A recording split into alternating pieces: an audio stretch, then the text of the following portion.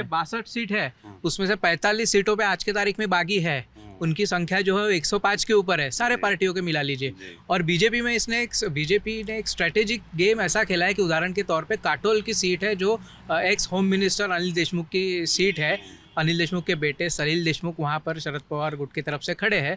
उनके खिलाफ जो है चरण सिंह ठाकुर बीजेपी की तरफ से खड़े हैं, लेकिन अजित पवार की पार्टी की तरफ से अनिल देशमुख नाम से ही एक कैंडिडेट खड़ा किया गया है, जिसका सिंबल जो है वो घड़ी रहेगा। अच्छा। 20 सालों से 25 सालों से अनिल देशमुख का वो गढ़ रहा है।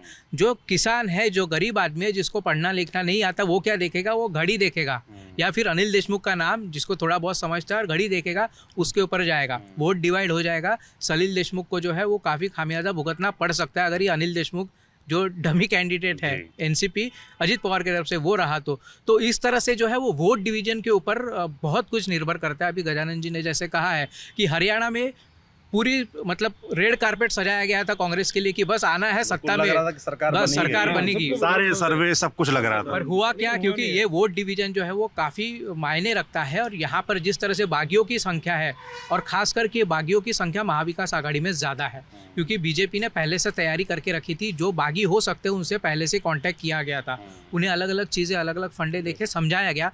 हालांकि अभी जो नहीं माने हैं उसमें से 50 to 60% तो मान जाएंगे। देवेंद्र फडणवीस इसमें इनिशिएटिव उन्होंने खुद लिया है। बावनकुळे लगातार मीटिंग कर रहे हैं। कल रात दिवाली की रात थी, लेकिन फिर भी मीटिंग का जो है वो दौर शुरू था। तो महाविकास आघाड़ी में इस तरह से इनिशिएटिव नहीं लिया जा रहा है, क्योंकि तीनों पार्टियों के जो नेता हैं उनके चेहरे अलग अलग दिशाओं में है। उनके बीच में कोऑर्डिनेशन का थोड़ा सा एक कमी दिख रही है, और इसी वजह से बागी अगर ये रहे चुनाव में तो उसका खामियाजा बिल्कुल महाविकास आघाड़ी को भुगतना पड़ सकता है। एक बात इसमें एक और है कि जो अपन जो बोलते कि दूध का जला छाछ भी फूंक के पीता है, तो इसी तर्ज पर लोकसभा में जो बीजेपी की हालत यहाँ पर हुई है, इसलिए अभी वो चांस नहीं ले रहे।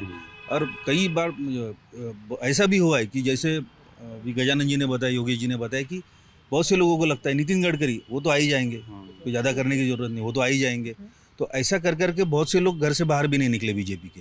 तो वो जो झटका बैठा, उसके बाद अब विधानसभा में सब एकदम मतलब तैयारी में है, कोई चांस नहीं लेना चाहते। इसलिए इस बार इसी के साथ मेरा एक सवाल इसके साथ मेरा सवाल ये भी है कि भाई संघ की बड़ी बात हो रही थी, जो लोकसभा चुनाव के नतीजे आए थे, तमाम जानकारों ने कहा कि संघ इस बार उतना एक्टिवली लगा नहीं बीजेपी के लिए, चाहे उनकी सुनवाई नहीं हुई, एक कारण ही माना गया, और जिस तरीके से अजीत पवार आ गए वो एक माना गया कि नाराजगी संघ के बीच थी। तो क्या ये वाकई सच? क्योंकि आप लोग तो हेडक्वार्टर वाले क्षेत्र नागपुर से हैं। बोल के भी बताया था उन्होंने, जो उनका जो ओटीसी जो बोलते हैं, तो उसके जो समारोह में उन्होंने ये बोल के भी बताया था, उसका काफ़ी वायरल भी हुआ था मोहन जी ने। और मोहन जी ने बिटवीन द लाइंस भी कहा होगा, लेकिन वो एक तरह से इनके ऊपर प्रहार था, बीजेपी के ऊपर इशारा था वो। और उस वक्त ऐसा बोला जाता है कि उस वक्त आरएसएस उतनी एक्टिव नहीं थी, लेकिन अभी ये इलेक्शन इस बार आरएसएस एक्टिव है। इस बार आरएसएस काफ़ी एक्टिव है। और कई बार ऐसा बोला जाता है कि लोग बोलते हैं कि आरएसएस के लोग तो हमारे घर में नहीं आते, लेकिन आरएसएस की एक अपनी स्ट्रेटेजी होती है।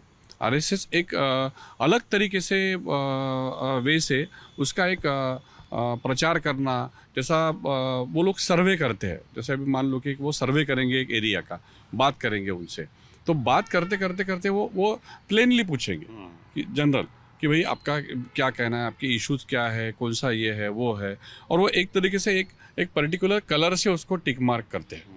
तो उसको ये करके कि यहाँ पे ये पर्टिकुलर फैमिली जो, ये पर्टिकुलर वोटर जो है, ये बीजेपी के फेवर में नहीं है, ऐसा।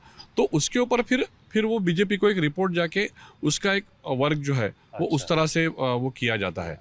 तो मैं इस बार आरएसएस का एक्टिव होना, क्योंकि अभी आपको तो मालूम है कि लगभग 35 से 36 संगठना बीजेपी के साथ में जुड़ी हुई है और सारी एक्टिव है, जो एडवांटेज कांग्रेस को नहीं है। आज कांग्रेस में भी एक ज़माने में सेवा दल जैसी संगठना थी कि जिसको बोला जाता कि आरएसएस के टाइप वो उसकी संगठना है।